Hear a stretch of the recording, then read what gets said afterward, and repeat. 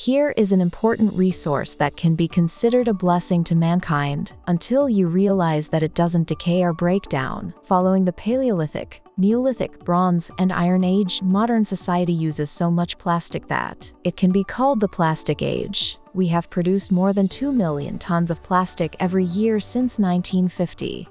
Annual plastic production rose to 419 million tons by 2015, as our society enjoyed the quality of life that plastics brought. However, non-decaying plastics are thrown away and pile up, causing a huge environmental problem. Plastic emits greenhouse gases from production to disposal. It is one of the leading causes of climate change and environmental pollution. According to a report in the scientific journal Nature, about 14 million tons of plastic flow into the sea every year, causing harm to wildlife habitats and the animals within the ecosystem. The report predicts that if we don't take appropriate action, plastic waste will increase to 29 million tons yearly by 2040. Discarded plastics cause a major problem when they become microplastics due to erosion by waves or UV radiation exposure. Microplastics do not dissolve in water, so they float around the sea level and absorb harmful chemicals and gradually turn into highly concentrated toxic substances. Small fish that eat plankton that has ingested microplastics may end up with toxic buildup in their bodies. In turn,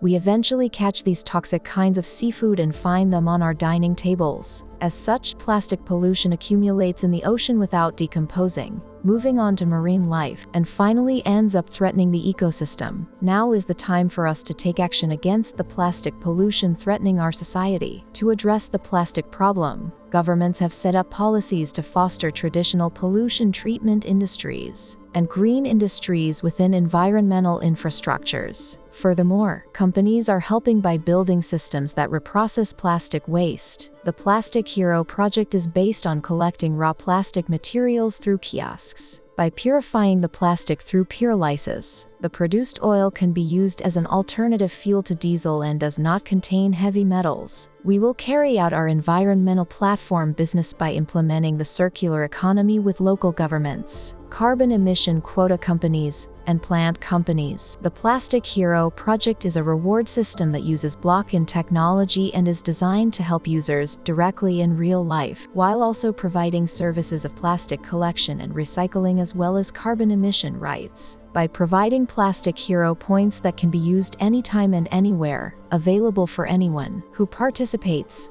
we plan to launch a national environmental campaign boasting a higher level of participation than any other platform.